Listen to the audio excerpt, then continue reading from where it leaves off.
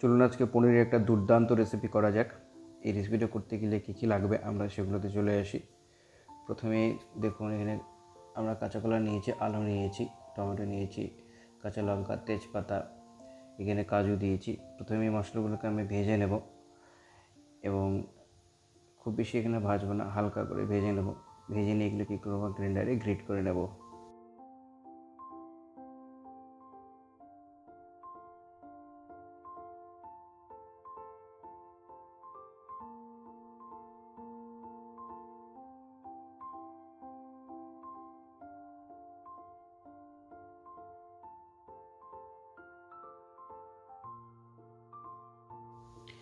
আমরা এবার পনিরটাকে ভেজে নেব।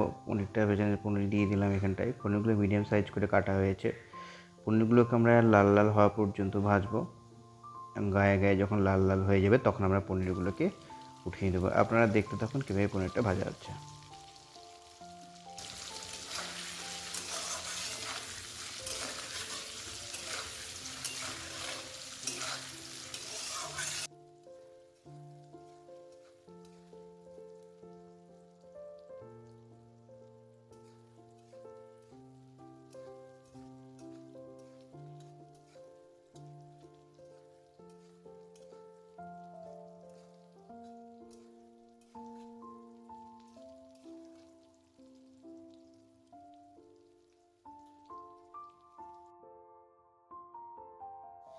এবার আমরা আলু, কাঁচা কলাগুলোকে একটু একটু করে ভেজে নেব। একই রকমভাবে আমরা এটাকেও সেই হালকা লাল হওয়া পর্যন্ত ভেজে নেব। এটাতে আমাদের 5-7 মিনিট সময় লাগবে এবং এখানে মোটামুটি আমরা 50% মতো সেদ্ধ করে নেব এইভাবে ভেজে।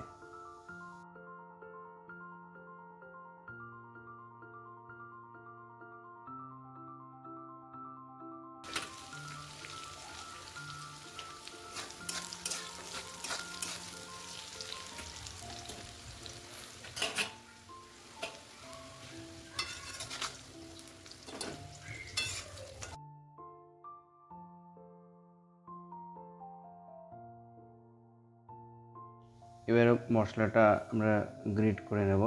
আমরা ওটা ভাজার পরে ঠান্ডা করতে দিয়েছিলাম। আমাদের মশলাটা হয়ে গেলে আমরা এখানে আর একটা কথা বলে রাখি, আমরা এখানে বড় চানাটা দেবো, সেটা আমি দেখাইনি প্রথমে, সেটা পরে আমি ফ্রিজ থেকে বের করে নিয়ে আসি। সো আপনারা এইটা কিন্তু দিতে পারেন।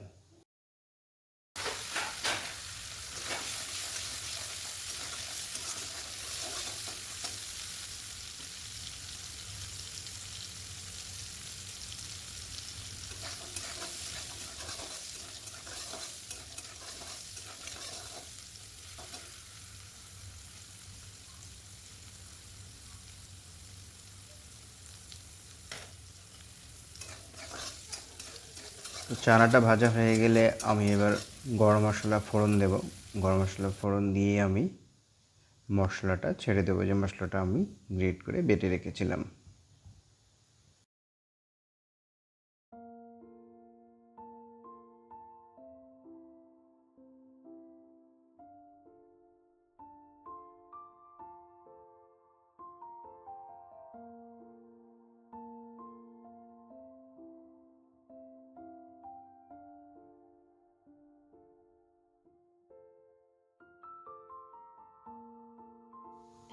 এখানে কাশ্মীরি লঙ্কা, ধনিয়া গুঁড়ো এসব আমি অ্যাড করলাম। এগুলো প্রথমে আমি অ্যাড করে নিই। তার সঙ্গে আমি এখানটায় প্রয়োজন মতো হলুদ দিয়ে দেবো এবং আমি হালকা পরিমাণে প্রয়োজন মতো এখানটায় লবণও দিয়ে দেবো।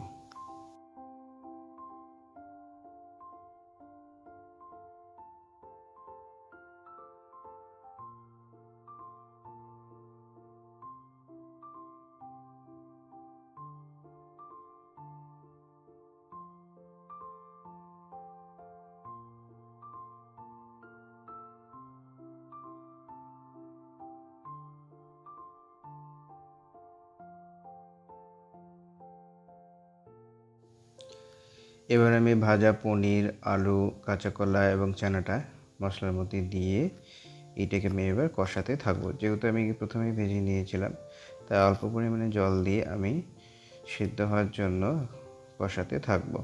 এরকম আমি প্রায় 2-3 বার কষাতে থাকবো। তারপর আমি ফাইনাল জল দেবো।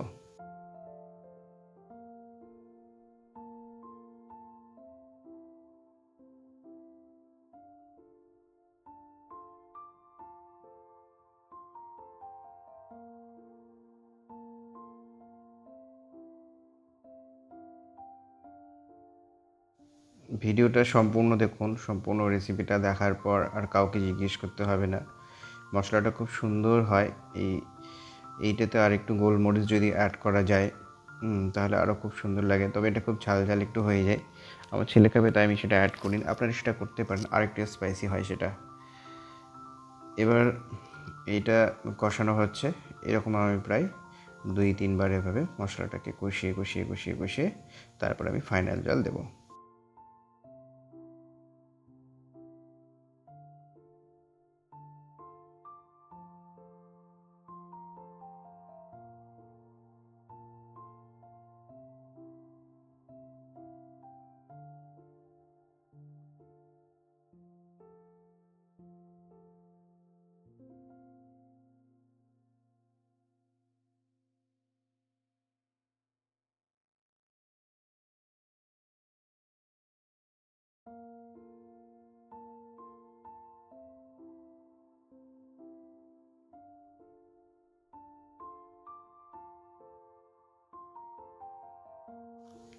সেদ্ধ হওয়ার জন্য আমি 5-7 মিনিট রেখে দিলাম।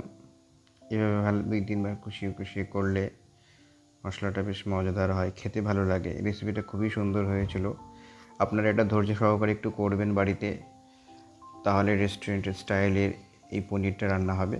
তবে আমি এখানে কাঁচা কলা দিয়েছি, আপনারা কাঁচা কলা চায়ের পরিবর্তে অন্য কোনো সবজিও দিতে পারেন বা নাও দিতে পারেন।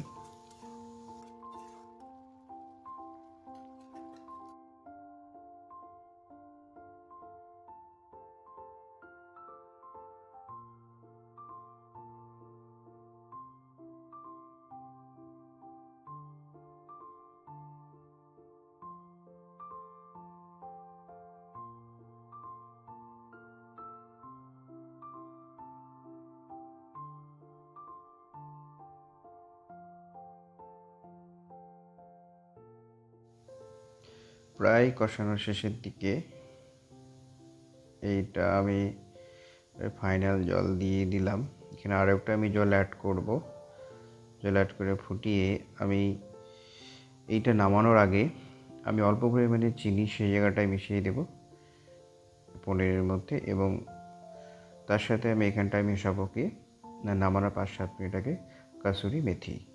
আপনারা দেখতে থাকুন শেষ পর্যন্ত, তাহলে জানতে পারবেন ঠিক কখন আমি সেগুলো মেশাচ্ছি।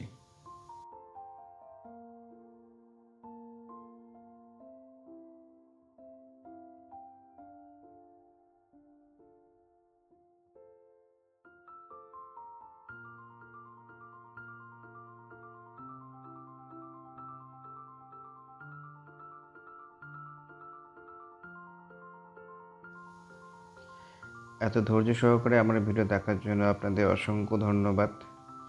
এভাবে আমাকে সাপোর্ট করুন, পাশে থাকুন। সুন্দর সুন্দর রেসিপি আপনাদের উপভোগ দিতে আমি পরের ভিডিওতে আসছি। ধন্যবাদ।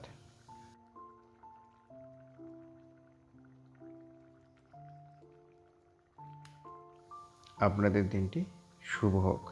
সবাই ভালো থাকবেন, সুস্থ থাকবেন এবং বেশি বেশি আমার রেসিপি দেখে খাবার খাবেন।